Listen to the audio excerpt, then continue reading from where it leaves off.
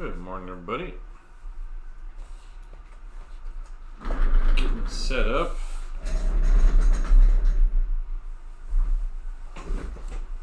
No puppy adventures yesterday, but you know, I guess I'll manage. Just my old regular dog.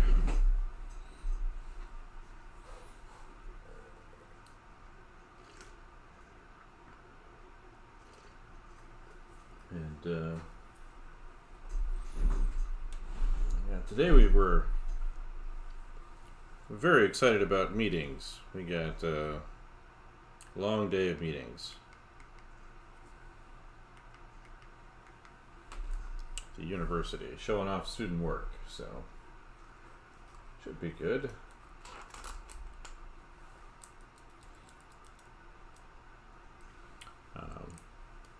It's actually something I've been wanting them to do since coming here is adopt some of the things, not all of them, but some of the things I had kind of when I was at the last school, which is kind of greater unity within the program.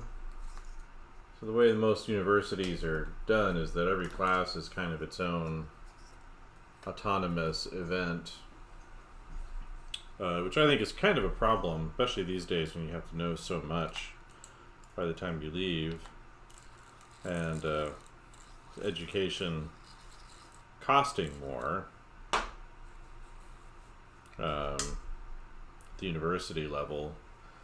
I think it does a big disservice to the students by having kind of these random assortment of classes where, you know, it's not really clear how things fit together, and the faculty aren't necessarily communicating what's happening in one class versus another.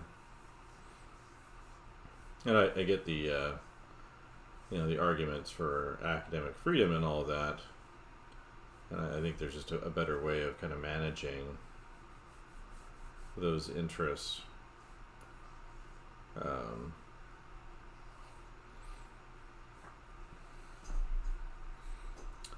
And so I think, so the last school I was at, though, with a private, you know, university, not for profit, but private.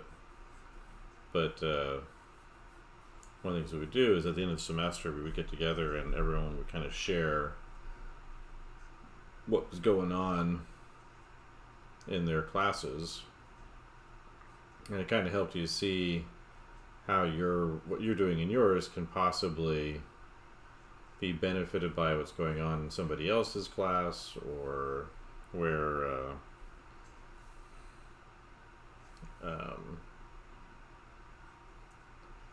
or you can, you know, learn something from what they're doing and apply it to yours, or use the timing of things to help kind of improve the student experience.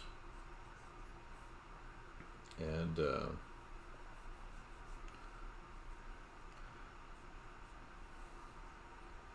so, like, it helped to inform a lot of, like, the coursework that you see, like, on my teaching site, the kind of the perspective and the assignment classes that are on there.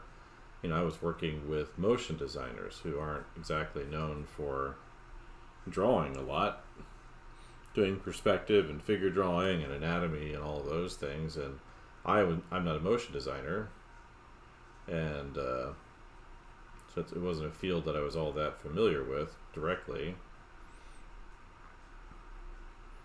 And so it really helped me kind of see, oh, this is what the students are doing in their other classes, and I can adapt the things that they say they need based off of the things that I know, to kind of amplify their interests. And so, you know, learning to render textures or the perspective and the context of lenses and other things kind of became a big part of what I was teaching. And so it kind of made a big difference for kind of how I approached what I was doing. You know, I think students have been happy with any kind of drawing, but I think kind of showing them how it fits with their actual major, like why they're going to use it later on, or how they could use it later on, makes a difference.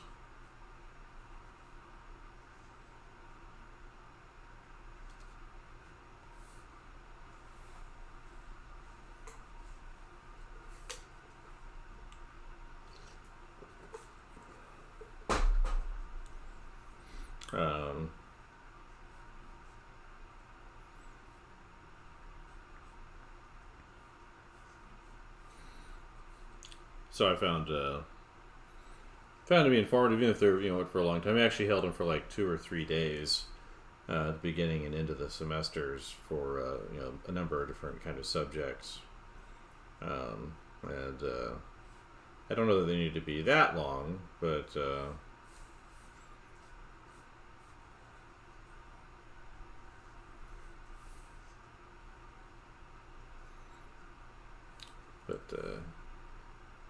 but I especially like the sharing kind of aspect.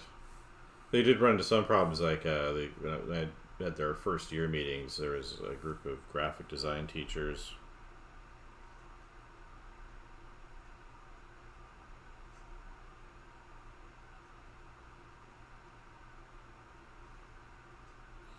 Well, that's the thing is there is actually if you go into my course content, which I guess you subscribe to over there, is there's a very precise ways of actually figuring that out. It doesn't. I mean, it does take time, but if you're doing like a perspective thing, you're building out a space in perspective, you could figure out exactly how to make that work. Actually, we're going to be here for an hour or so, or an hour probably.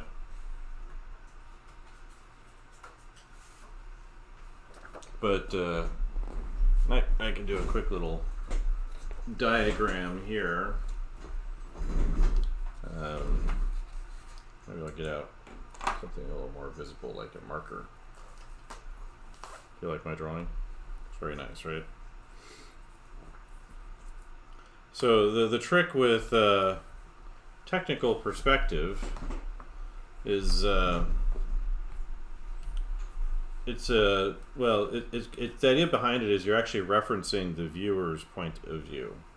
So so when you have your horizon line, and I always like to kind of update the names a little bit. Basically, your horizon line, another word for that is eye level.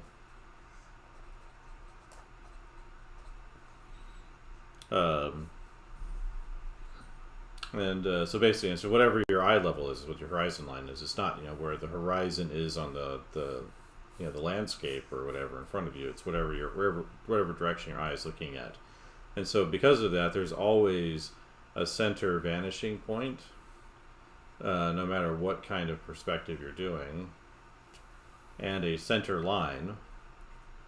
Again, I go into this in a lot of depth in the course material, but the center line is also another word for your line of sight.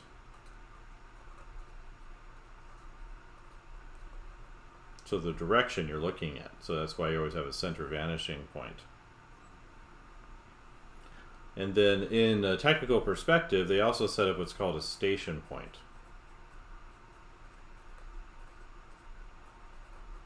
It's just basically where your feet are.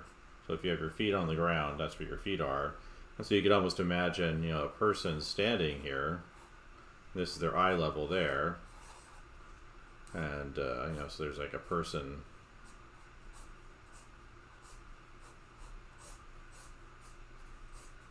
standing there.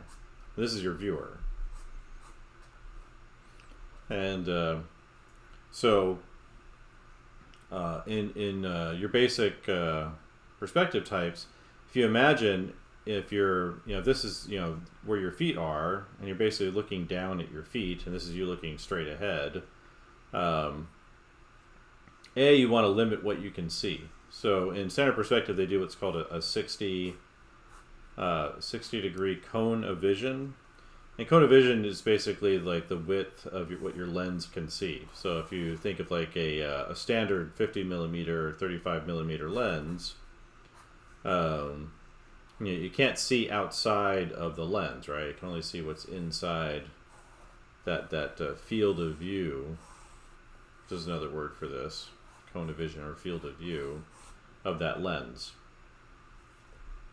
And so you always want to keep things inside of this area.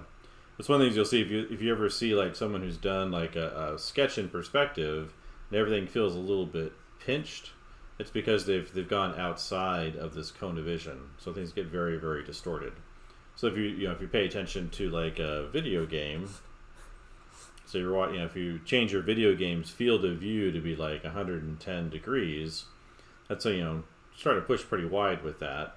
But if you look out to the edges, you'll see everything kind of gets really distorted as you get away from the center of that field of view. Everything kind of stretches a lot, and a lot of times in video games, especially first-person shooters, you want that because you see more, right? You can see more of your peripheral area. So it's like you're looking through a wide-angle lens or a fisheye lens.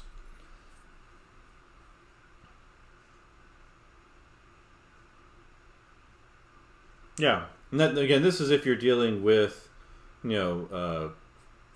like a phototype or realistic based typed illustration. There's obviously stylized illustrations of different types that are don't worry about perspective in the same way. But if you're trying to do storyboards for like a film or a game or an animation or something like that, you need to be aware of the effect that field of view has. And so what happens when you get down to the station point though is you can basically set the angle you want for anything in here in this space. So for example, if you wanted it to be the angle from your feet, is the idea here. So you want to say, okay, I want the angle to be this one going over here. That's the angle from your feet to that position, from where the viewer is standing. Because the viewer here is outside of your composition. They're not inside of it. And then, so if that's the angle there, then you can also say, okay, well, if I want this to be a 90-degree angle, then say this is 90 degrees here, that means the other vanishing point's over here. So you have vanishing point 1, vanishing point 2, and this is rough. I should get a triangle out or something to do this with, but you have a 90-degree angle. So that means that any set of vanishing lines within your space here. So if this is your corner of something here, anything going over here and anything going over here, that's a 90-degree angle corner in perspective. So this little corner right here is 90 degrees going in perspective. Now the trick with perspective, and the reason why a technical perspective is worth, I think, learning, even if you don't use it for everything all the time, it's worth kind of understanding. Let's see, that one's actually over there. There we go, 90-degree angle right there. Is that you can actually measure space. So you can actually decide, how far, where your viewer, if your viewer is in a gallery looking at your picture at the wall, you can tell them where to stand outside of your picture, because the height of this from where the eye is down to the bottom of your feet, you can measure that. That's the actual measurement of a person. So if you want to say like a 6 foot tall person, so this would be 5.5 feet to where the eye is approximately, and you can measure that down inside that person. And so you can actually measure that height because this is where the viewer is standing. So this person's not inside the picture, they're outside of it usually. So this is a 90-degree angle right here. And so if you want to go send that space back, you have to find, and this is kind of the extra step in technical perspective, is if you want to find a distance back, you just set the length up here that you want. And again, there's, takes a while, but there's a way of kind of finding out what this length actually is in perspective based off the viewer. If you want to base it off the viewer, you can base it off anything within the space, potential space. But if you want to base it off the viewer, there's a way of doing it that I show in one of the projects on the site. But basically, you create what's called a measuring line, and this you can go from here through your vanishing lines that are back over here or over here to what are called measuring points. And the measuring points basically are found by taking the length of this line from the station point to the vanishing point and bringing that line up onto the horizon line. So this one would be approximately, this is all approximation here. This would be the measuring point for that vanishing point. So this would be measuring point 1. over there, and then the other one will be over here, approximately. I'm not doing this properly, but measuring point 2. And so I would draw from this point through the vanishing line to that measuring point, and that would be this length right here is now right there. And I do the same thing over here, going to this one.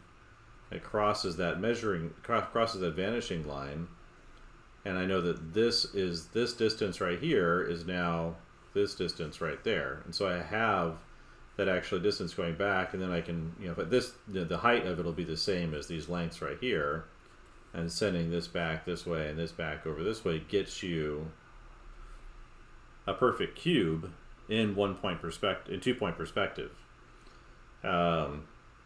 And so you can actually go through and say, okay, well, if a person is this big in the space, you can project that height and the scale of that person throughout a perspective space if you know your measuring points and your vanishing points very easily. You can do it very generally too, even if you just have a person in the space that you kind of as your standard height person. So if you're sketching out your like a room and you've got a door right here, so you're like, okay, the person's this big in the door, then I know that if I'm following lines back to the vanishing point on the horizon line, let's say there's a vanishing point there, vanishing point over there, etc. You know where those vanishing points are, then you can kind of, oh, well, this height right here is going to follow along this wall, and then it's going to go to that other vanishing point along that wall, so you know what the height of a person is. The problem you run into is actually not so much the elevations or the heights of things. Yeah, it's not. Apparently, it is and it isn't taught as much as it used to be. Like, it was something I had to learn on my own later on. The main thing you want to know for the technical perspective isn't so much the height of a window, but it's how wide, say, a door is. So I'll look at a lot of drawings, and their doors look like they're like 6 feet wide, because they don't understand what this distance should be based off of how perspective actually works. And you can kind of mask that by using 3D tools and that sort of thing to a certain degree, as long as you're working well within different kinds of lenses. But and that can be a shortcut. You do run into a problem though with 3D in the sense that because it is so precise, it doesn't feel like it's made by a person. Sometimes it just feels like someone's tracing a box, or if they do like a line render, usually it's just something feels off about it. But yeah, so I show you how to do all this stuff in the assignment. So like the foundations of form one is just like how you line things up in perspective and turn things into boxes and other forms to make them easier to draw. And then there's the Mobius Minecraft garden that goes into 1-point perspective, and you build a garden that shows that actually walks you through the technical parts of 1-point perspective, and then map how to map textures and things on that surface. And then the one after that's called Rhetorical Rooms. It's actually a technical 2-point perspective project where you measure a room in your house and rebuild it in perspective. You need to get like some measuring tape to do that. And then there's the isometric one. The isometric's pretty easy to use, but it's kind of a setup for a following project that I have most of done. I just need to finish off, and that's the next kind of course to put up on there. So yeah, I walk you through the whole thing. It's helpful to pick up some get yourself a good yardstick, the 18 by 24 or A2 paper, 30, 60, 90 triangle. It's a good idea to have a compass that goes pretty wide. If the wider you can get, the better. And those things will all make it a lot easier to kind of follow through on that course. But the first one is pretty basic. It's just you look at things and you turn them into boxes, and then you turn them into the thing, and then and that's actually a really, really important skill. We spent about 2 weeks on that in class, when I was teaching that course. Um,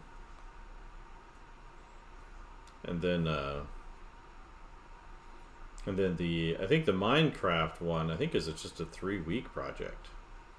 So we spend about I think 2 weeks going over like the technical perspective aspects, and then there's kind of week in class, kind of getting all the drawing set up. Usually it's not due for 4 weeks. I have them kind of give them a week to kind of polish it off and finish it. But we're already kind of in the next project by that point too.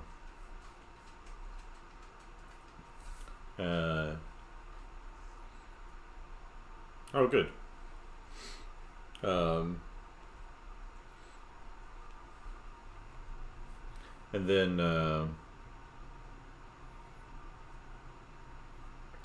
rhetorical room one, that's that one does take a little longer to do, just because it's take you step by step how to actually measure the room and which parts to pay attention to first. In my case, in the demo, I measured the kitchen I had in Florida. Super small little kitchen.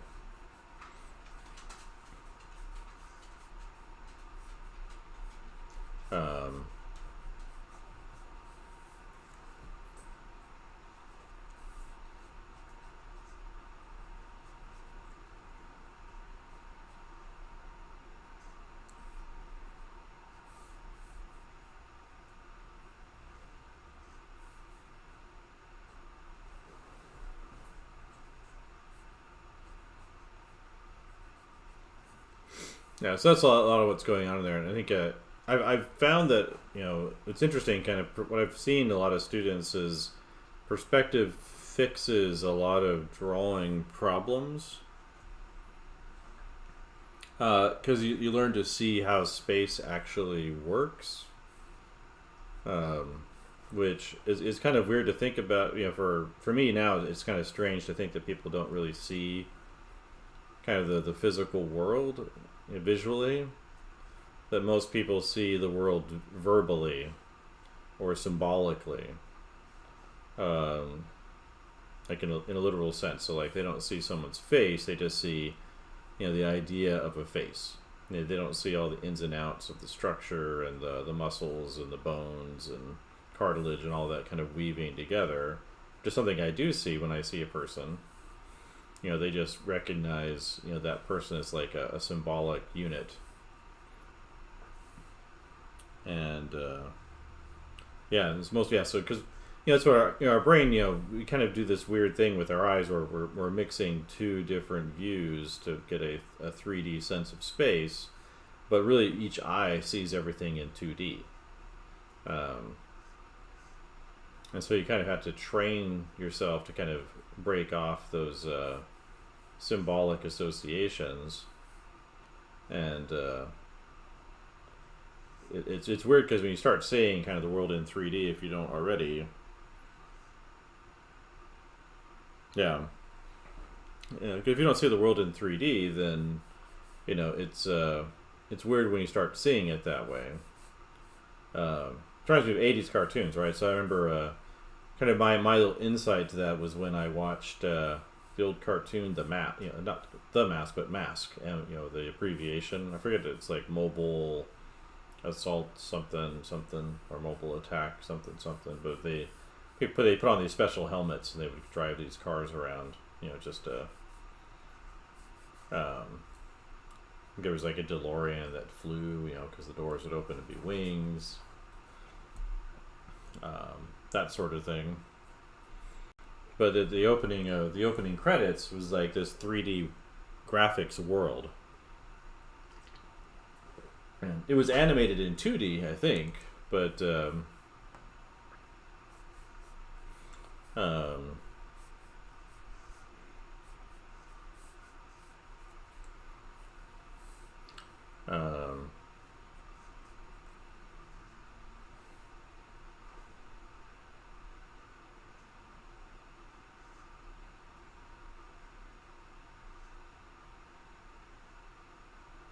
yeah.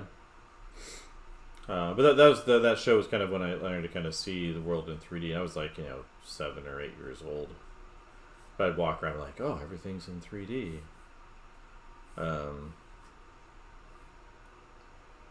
blew my little childhood brain. You can just like see the grid on top of everything. I just thought it was a cool way of looking at the world. Yeah, and that's the thing with technical perspective too. You could, like I was showing you those vanishing points, right?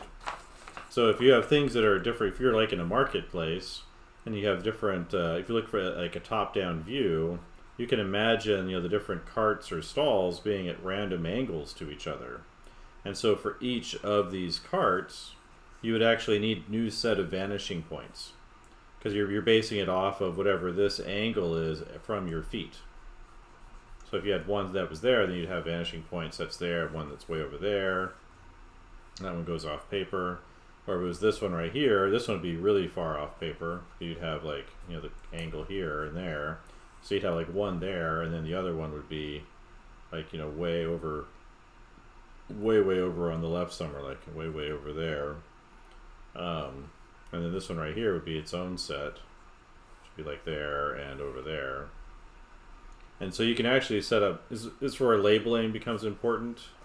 And I go into that in the project, but basically, for each set you have vanishing point set 1 and then A, and vanishing point 1 B, and measuring point 1 A and 1 B, and it helps you kind of keep track. And actually, what's funny is with all the perspective stuff, you're really only doing like the same 5 to 7 things over and over again. It's the hard part's actually just keeping track of who belongs to what. And that's where like tracing paper is your friend. But it's pretty cool the first time, like if you've never drawn like a perfect cube in perspective or perfect square, it's like suddenly you see it. Oh, well, that's that's the basic foundation of it. And once you kind of get there, you're like, oh, this makes a lot more sense. And again, even if you're not going to use this kind of technical perspective all the time, for everything, being able to get that experience, seeing what it actually looks like, and understanding why it looks that way, will help you see it even in doing your rough sketches. Because it helps you kind of understand that there's a kind of an underlying proportional scale to everything. But you can say, oh, well, I think that, but you won't really see it until you do it. And again, once you've done it a bunch, you'll see it all the time, and it'll kind of click in your brain.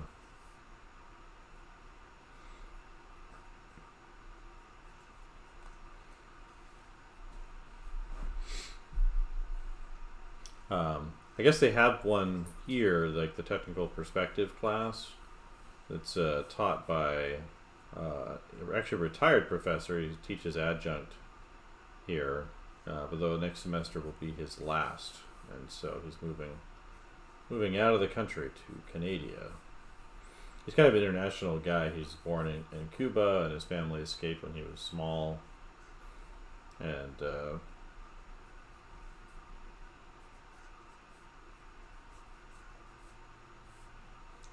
so he was like raised in Holland, and but spent most of his life in the United States. American citizen, but kind of interesting international background. But he's the one who's been teaching this perspective class here. Yeah, again, it does take time. Like if you only have like weekends to focus on it, that's that's what you have. But you'll find like it takes. What I found is like the actual setup, even with paper, to set up like actual technical perspective, doesn't take that long. It takes about 15 minutes to do it once you know what you're doing. Even that's if you're using like a new layout. Like you can create default layouts that you use for different projects. Like if you want to have like the same angle view to like a spaceship concept, like you could just set up a technical perspective grid layout and kind of recycle that one over and over again. or a certain angle view to a building, you can just kind of recycle it once you kind of know what you're doing with it.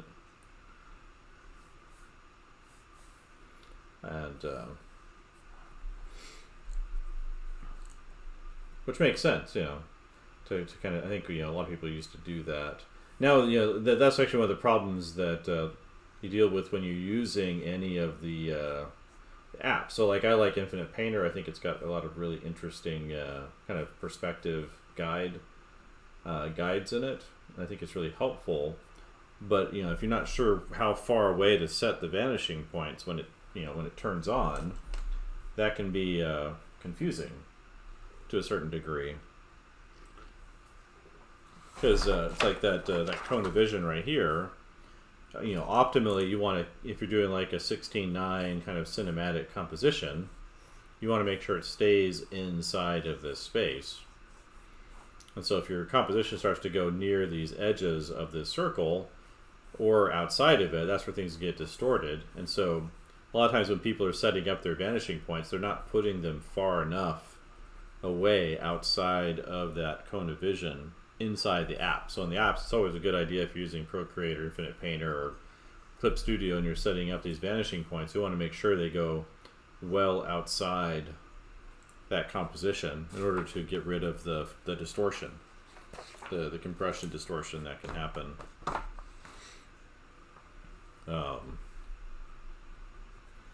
So that's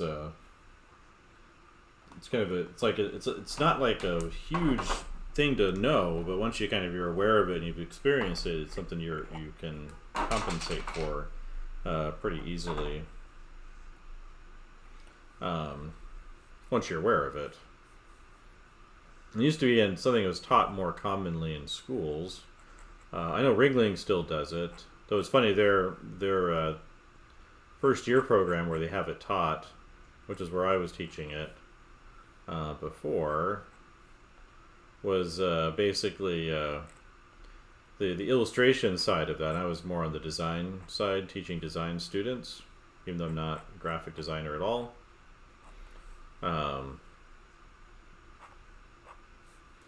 They switched to using it on the computer, which actually made it harder to teach, they found, because they gave us all their triangles and rulers because they weren't going to use them anymore. And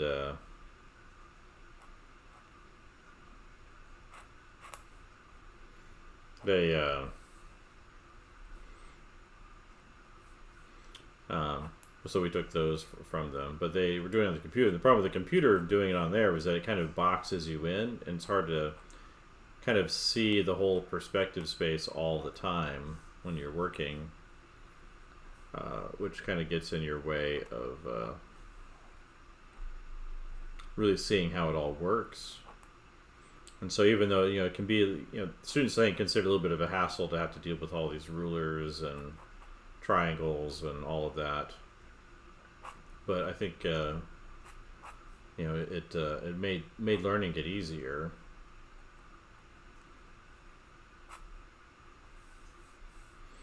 Because we stuck with the traditional stuff in the design area for the drawing, partially because the department head I was working with the most, he wanted them to get those hand skills in, and kind of getting that development in. So the projects to see for that sequence of courses, they're all done without the computer. I do have like the more intense ones, the fundamental 1 and 2 point perspective courses, and they're more intense. They cover a lot more information, but that's mostly done on the computer in Photoshop.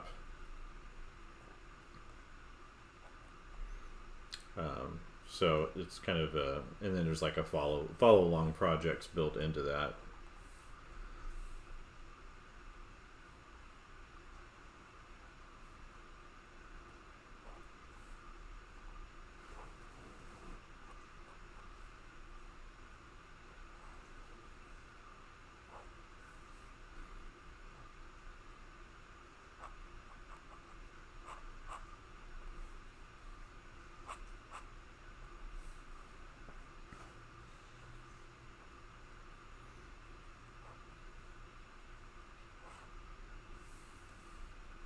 So, but yeah, that's what's in there. And then again, there's the final project, which is an interesting one where it talks about the use of perspective as lenses, and the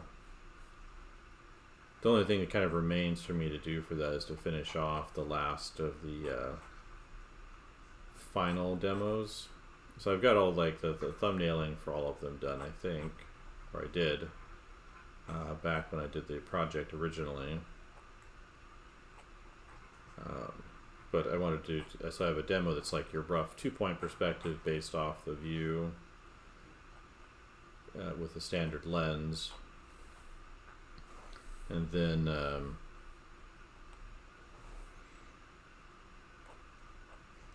but there's the other types of perspective for that project that we didn't get into. So kind of once I finished up some of the front end redesign of the teaching site,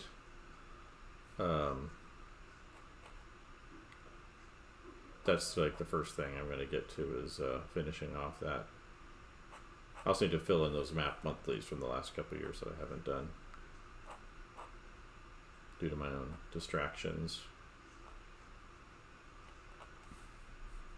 But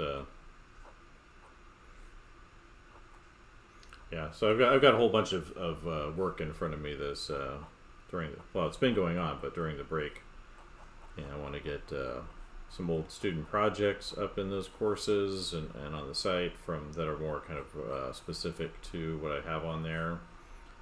But then again, get caught up on the things that I haven't updated on there in terms of assignments and that monthly series that's on there. I actually have a ton of video content I've recorded, so like a lot of the projects I've live streamed, I've actually, and the ones you haven't seen on live streams, but like the posts and things, I've recorded the progress from it, all those paintings to use on in drawings to kind of use for that. I just haven't had time to go in and edit. I haven't made time to go in to edit them for the teaching site.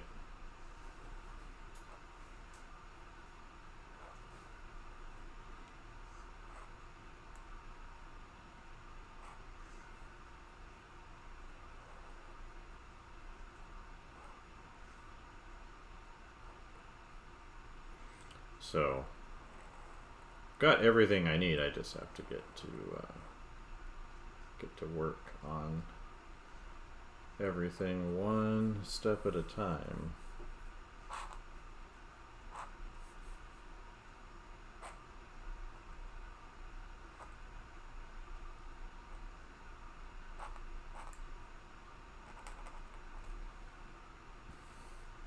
So I'm actually all looking forward to. I think it'll be fun to kind of get that all up and running properly and all of that. It's like I put together a kind of a they were talking about doing an illustration track within the major I'm teaching in here, and so I put together kind of what I think the illustration track should look like. And originally, when I was the person I was working with seemed like they were all gung ho to like get this rolling, and then he's been kind of bumping into some resistance from people in the department, and I'm not sure why, because it doesn't really, I don't think it requires that much any extra work. It's just kind of restructuring things a little bit so it works well for the students. But I do have this whole layout, and I could actually build it myself, because most of the stuff in there I've taught before or have professional experience in. And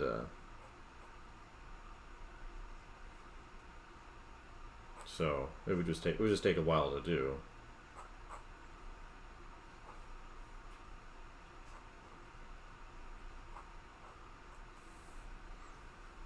But I think it's definitely doable.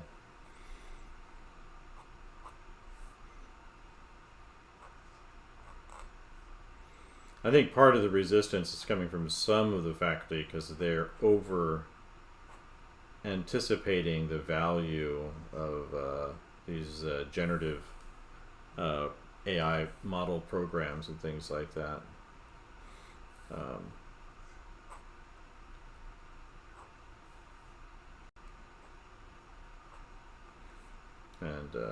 So they're like, well, who needs to draw anymore? Because what's drawing for now that we can have an instantly rendered image? And I've had those same kind of discussions with, say, photography professors in the past. They're like, well, why bother to learn to draw an apple? If we just take a... So I could take a picture, he says, but even now, like, we don't even need to take a picture. We just take a 3D model of an apple and render that. Because he used to do a lot of product... Yeah, well, that's the thing, is like, the curriculum that I'm recommending for the university would be really, the students would really like it. I've shown it to some of my students in the past, and they're like, well, why didn't we have this already? And I'm like, well, I don't know the exact history of the department, but because I'm new here. I did find out recently a lot of it was basically they were trying to be an all things to everybody department rather than being something specific. Yeah, so it's what I see. Kind of, if I can wing it, I could the what I could put on the site would basically be an illustration degree, but also I could do the fine art painting side of things, because that's my other background is with oil painting. So I can teach all the old master methods. I've done copies in museums of Rembrandt and Velasquez and Rubens. It just takes time, which is also would help to get more subscribers on the site to know that it's actually going to somebody's benefit rather than just a small number of a handful of people. I think there's like 7 to 10 monthly subscribers now.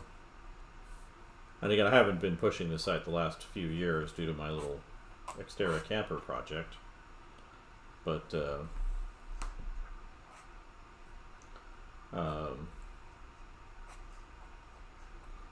kind of back working on it now. So see what we can do.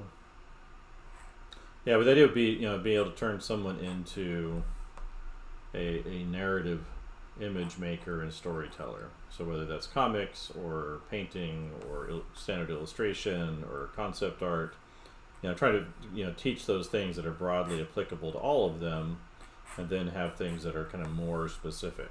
So like perspective is definitely a big deal for comic book artists, right? Understanding that, how it works and why, or storyboard artists, or certain types of illustrators or painters. Like they taught intensive perspective at my grad school. I didn't take that class. I wish I kind of had. The main instructor for that just passed away a little while ago, but which is kind of sad. But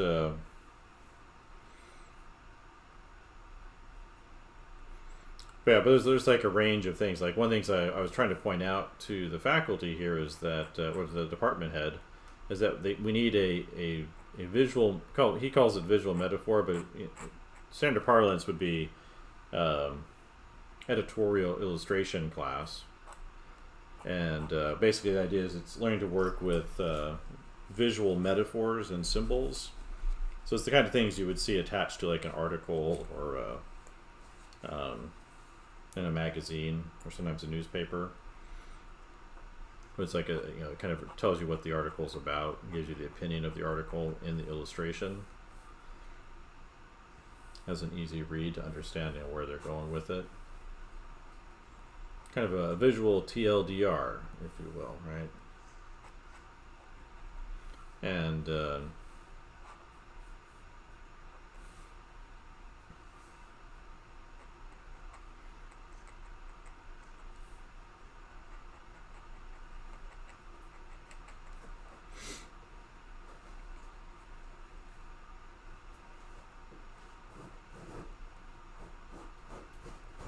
so he didn't understand like what it was for, and I kind of thought he was more of someone with my background in illustration and the kind of education that I had. And then I looked into him a little bit more, and he's a production animator, which explained a lot of things to me. Who kind of crossed over into concept art, but he never kind of had the background and illustration to know why this would be important. So he seems to think like having a typography class is more important than this class. And I'm like, well, we already have a graphic design department. What do we need? What do we need? Why are we teaching typography? That's what they do over there, or should do. I don't know if they're doing it or not. I've heard they're not, but and I found out one of the reasons why like this department is kind of so distributed the way it is because it was kind of an off growth of the main arts programs, and the people that started it wanted it to kind of show off that they could do everything in the major. They could teach all these different things and do it better than all the other majors combined, which I think was it's a mistake. Because all you do is you end up with students who don't have time to learn things, and I think people forget that it takes not just information and experiences to learn something, but there's actually a thing called incubation, where basically you have to sit with an idea and see it in different contexts for it to really sit in, to actually really kind of settle into your brain. So like learning about perspective would be fine all by itself. Like I think that's a really interesting subject, but if you don't learn it in the context of what it can be used for, and you don't bring that back again and again, then it's just useless information. It's just like, well, it's nice to know, but if it doesn't come back in some kind of meaningful way, then then what are you doing?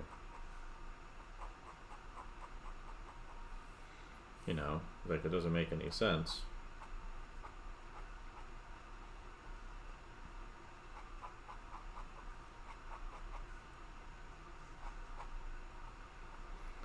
So I've bumped into that problem like interviewing at other schools sometimes too. Even like last year I interviewed another university even after starting here, mostly just because it was I didn't anticipate I would either get the offer, because it was the nature of the position was one that I was not qualified for. It was a 3D production artist teaching position, and I'm a fan of 3D, but I'm not a 3D artist. But they really wanted me to apply, and I used to teach there, so I was like, okay, I'll apply. But it's nice to go out and see some family because they live near that school. Yeah, this is Terryl Whitlatch. This is her design. But but going out there, like they have an intensive perspective class as part of their required classes, taught by an old professor of mine who's adjunct at this other school now, after he retired. And he teaches it. He teaches all the technical things you're supposed to. Stuff he probably had to learn after he retired, even, I would guess, because I don't think he was ever taught it. But we were having like a discussion, and they were like, well, we teach this stuff, but students don't seem to use it later on for this or that, or or this subject or whatever. There's there's a few different subjects they're talking about, but perspective did come up. And I'm like, well, do you require them to use it later on? Like, does it show up really in another project in a subsequent semester, or even a simultaneous one at the most basic level? And it didn't. So of course, why would the students care about using it if you're not giving them the opportunity to do so? It's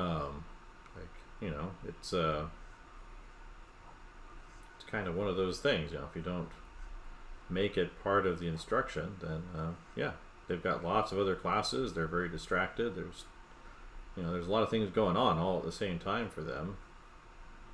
And if you don't make it relevant, then they're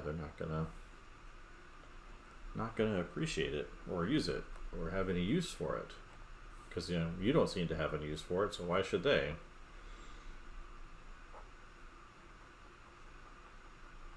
it's kind of one of those things, right?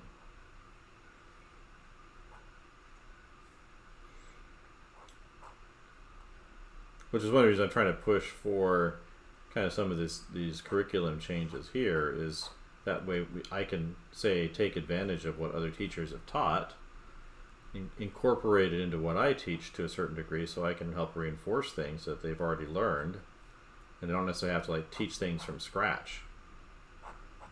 I'm not sure that this is true, but I keep getting told by students when we go over the character design section that this is the first time that they're hearing a lot of these anatomy terms, and seeing the structural approach to figure drawing as part of their curriculum, which I just find to be, I don't know if it's actually true. I'm curious to kind of find out, but there's different approaches for that. Mine doesn't necessarily have to be the one, but it would help if there was one that was kind of being used as a standard. And then I've been pushing for what are called course leads, and basically using what are called blueprint courses at the school. And the advantage to those is you can kind of standardize the curriculum, especially in early classes. I think they really can be really helpful. This is what I was doing at Ringling. So I would create one single kind of online resource course, and then as part of a learning management system, and then that would get distributed out to all the professors teaching. And usually there was just one other one in me, but sometimes there was two others, but usually just one. And so what that meant was that the students in the other classes were getting a nearly identical version of the instruction that I was giving, and that they were getting, and my students were getting the same ones other students were getting, which means that when they showed up in the figure drawing class the next semester, they had all had the same information in the perspective class, and so I could move forward with that information and amplify their education that way. So it wasn't like we just left all that behind, because if they had like very different experiences learning different things in this other class than the other groups of students, then I have to go back and either reteach a bunch of things or just ignore it completely. And it doesn't mean that the other professor's class will be exactly the same as mine, but it will be similar enough that because they'll have the same assignments and the same projects, that I can refer back to those and move forward, rather than having to kind of reteach everything. So that's kind of what those initial courses, the Foundations of Form, the Mobius Minecraft Garden, and the Rhetorical Rooms classes are for, that's the course that I was teaching there. And then there's the isometric diorama, and then there's a fifth one coming, which is the perspective and lenses course.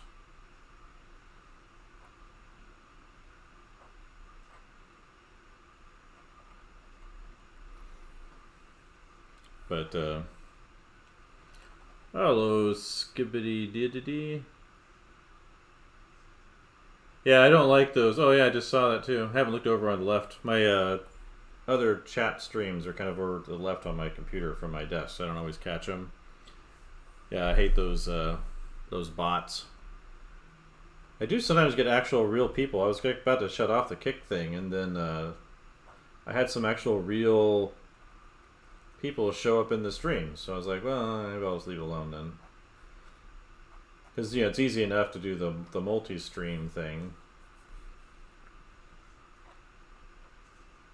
But yeah, I hate those bots, because I set it up on my little OBS thing to do multi-streaming, and it was you think it's hard to say these days, right? Are you part of the simulation, or are you the one that's having the simulation inflicted on you, or we all just we're just running a simulation completely here. In my independent study student Discord,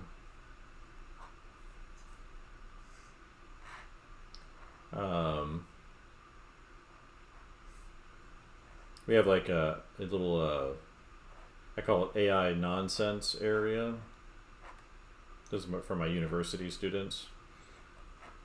But I found an image that was reposted. It was an advertisement some company was using for a game or something. It was showing this guy like working out at a gym, and it was like a manga type illustration done with AI. But he had abs and pecs on his back. Like he was leaning up, and you see his back. He's like leaning on this exercise machine, and he's got pecs on his lower back, or pec on his first shoulders, and then he has abs on his lower back. And I was just like, what is this madness? The thing is, like, someone posted that image. It's not like they went through and reprompted it, or did something quality with it. It kind of feeds into my little theory about the Dunning-Kruger scale, and that AI will push everybody into the bottom tier of that.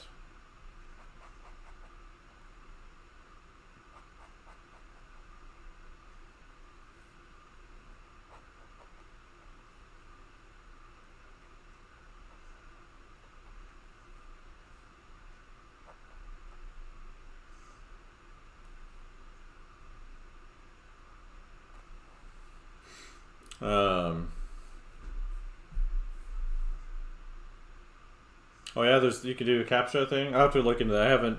I'm not a pro at this at all, so. So these, yeah, in case you're wondering over there on YouTube, no, Twitch, right? Where are you? Yeah, Twitch. Sorry.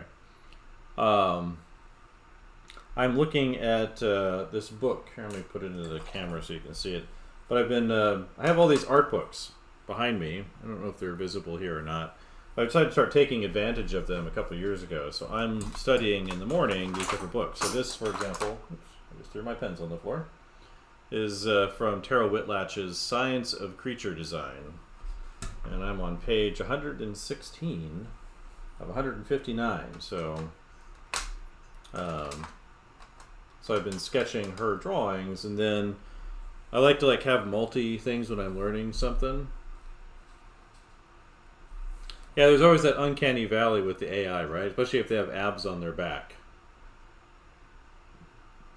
Yeah, so she's a concept artist for a lot of film, mostly. Some game stuff too, but mostly film. And she has a background in actual biology, like for animals and that. And so she kind of takes a scientific approach.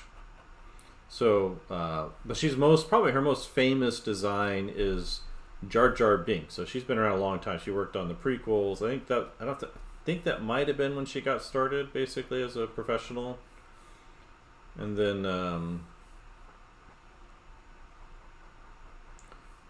she got a few more minutes. I'm about to turn this off in a couple minutes here, but get my 1 hour in. I gotta get ready for a long day of meetings, but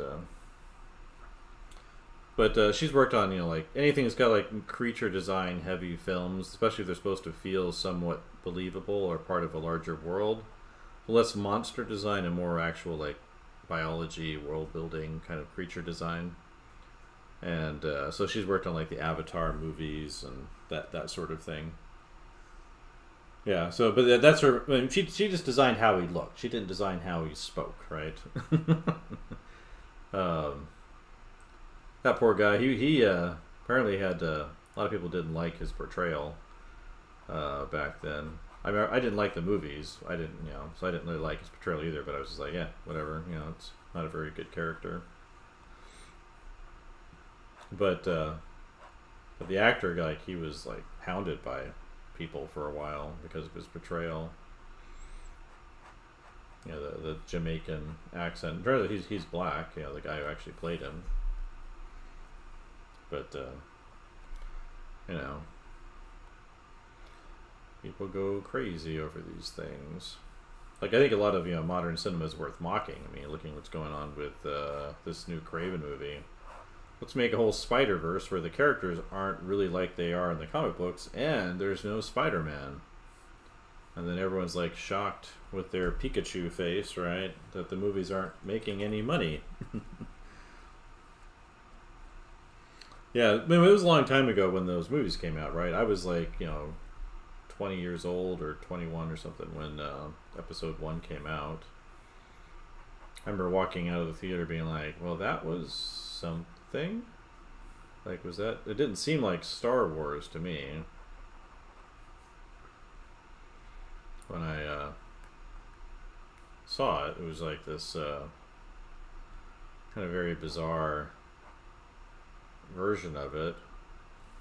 Because in my mind, like, the Jedi were never... Because I never really read the books or anything like that. I just watched the movies. I did have a sister who read all the books. She was like, she watched a Star Wars movie a day for a long time. Like, she really got into it. But I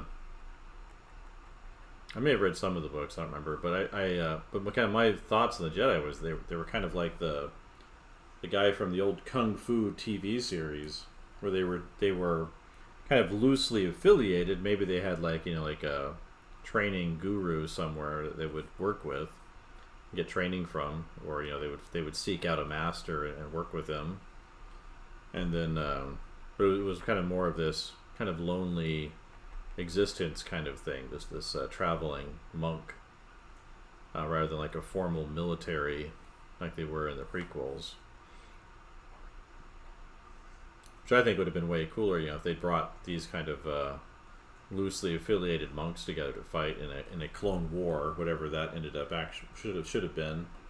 But then I did find, you can find this. I've got a digital version of it, but there's a graphic novel that uses the original treatment for the original Star Wars. So the original Star Wars script. And it's a lot more like the prequels than the original Star Wars movies that we got. Yeah, David Carradine, that sounds right. Yeah, that was kind of how I always saw the Jedi were in my brain, because that's how Obi-Wan was, and that's how Yoda was. They're just kind of these monks living alone, and there's two of them, and now we're getting this updated, expanded universe with Disney, and it turns out there's just like Jedi running around all over the place during that whole time period, rather than them almost being completely gone. You've got, oops, good thing this is just practice, right?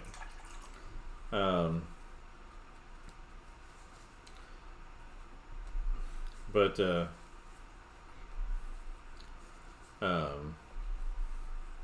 that was kind of how I thought of the Jedi, was like this kind of lonely group of monks who were loosely affiliated and not so formally organized. Which I think would have been way cooler, but and then because it's like the robes that Obi-Wan was wearing in the first movie, those weren't Jedi uniforms. They were desert robes because he was living in the desert. And we kind of saw that with the other movies, with like Luke, his outfit changed from movie to movie. Yeah. Sifu. That's Chinese for master. So apparently they don't use it so much for like the Kung Fu anymore. It's more of a for like someone who does like construction work and that. But still like saying it to people when I lived there in Hong Kong. Sifu to their artists. Sifu. That's what's funny about the Kung Fu Panda movies too, is Master Sifu. So it's like saying Sifu, Sifu. The jokes write themselves.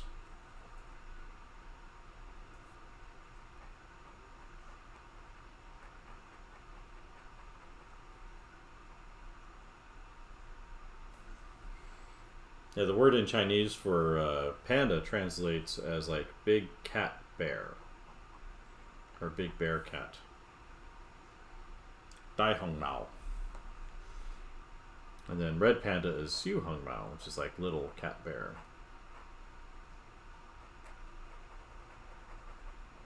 And they are neither cats or bears. It's like they're more like, I think, raccoons or something. All right, well, I'm gonna call it there. It finishes off. Well, I got one more drawing I can do on here, and then that'll give me enough time to get ready to go to the meeting today.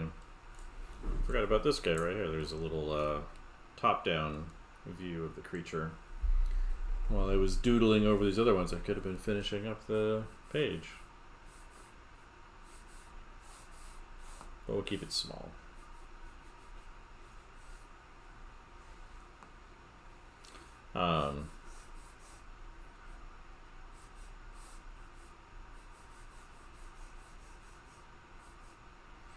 Yeah, so like I think they almost use it more like craftsmen, like a carpenter or a plumber or electrician. You call in a sifu to fix your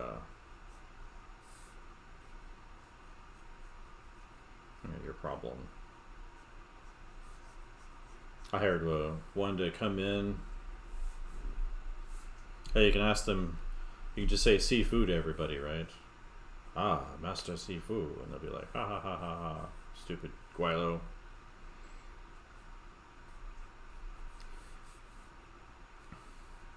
But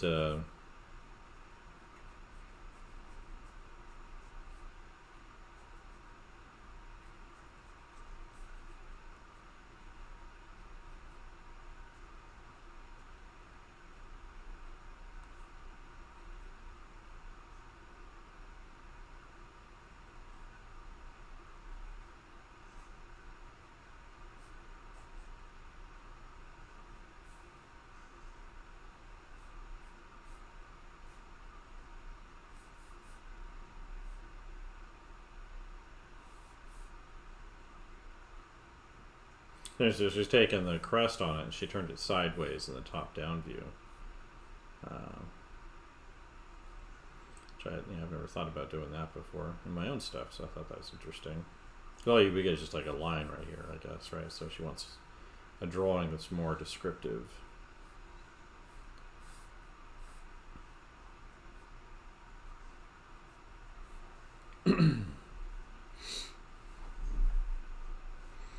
Yeah, but I always thought that would be like a cooler Jedi thing. It's this like kung fu thing. Yeah, it's almost more like you'd see like a Conan story, right? Where Conan's just kind of like showing up different places. Or the original Rambo movie. It's really interesting because it's not like the other Rambo movies, the Rambo, the first one. And he's just like this lonely, traumatized Vietnam vet trying to make his way through an area and gets attacked by the police.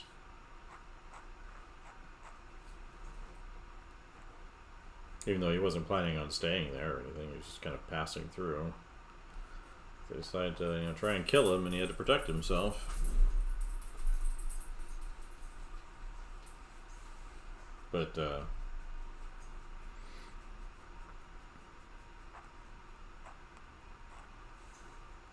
think this nib might be running out.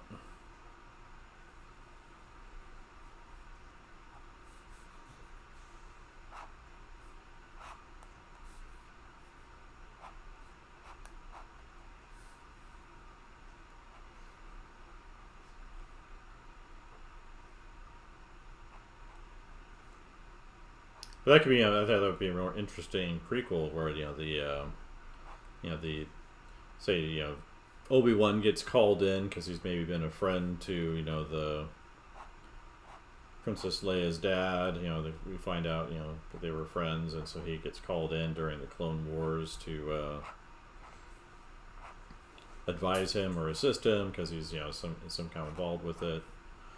Whatever those Clone Wars actually should have been. I don't think we got something that was very, very good and relevant. It's all definitely George's vision, but I think You know, the artist vision isn't always what you want, especially in big productions like these. But he calls him in, and then maybe, you know, Obi-Wan has to go out and convince, you know, other Jedi to kind of come and help. And so it's not so much him, you know, being a general over a clone army, but he's actually there fighting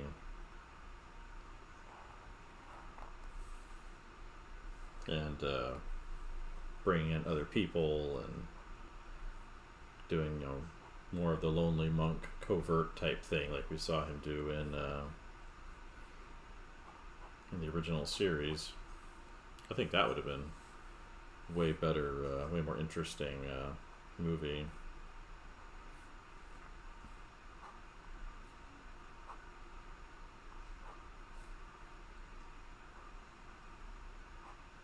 But they didn't ask me, you know, believe it or not. You know, I was not consulted at all for making these movies, which I was quite shocked by, you know. I mean, I was 21. I mean, how much older did I need to be before they started, you know, taking my opinion seriously for making these major blockbuster movies? You know, shocked. But everybody's got their, you know, their own version of the stuff they would like to see.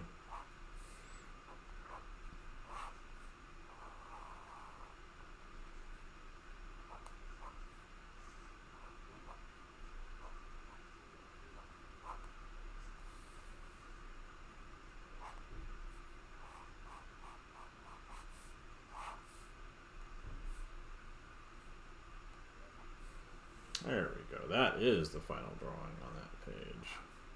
And it is almost 8 o'clock.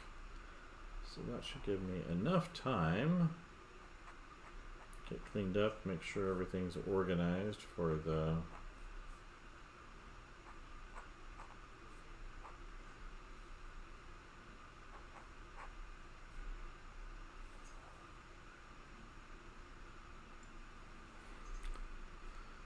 the long day of meetings in front of us.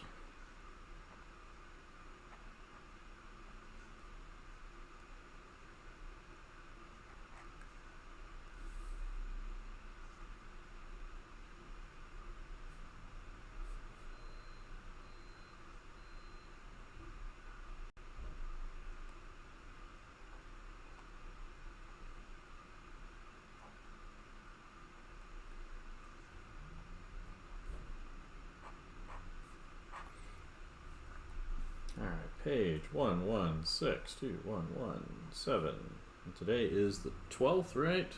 Yep, Thursday the 12th. So 24, 12, 12. That's interesting. 12 plus 12 is 24, right? It's a mathematical day. Isn't that exciting? Everybody loves math, right?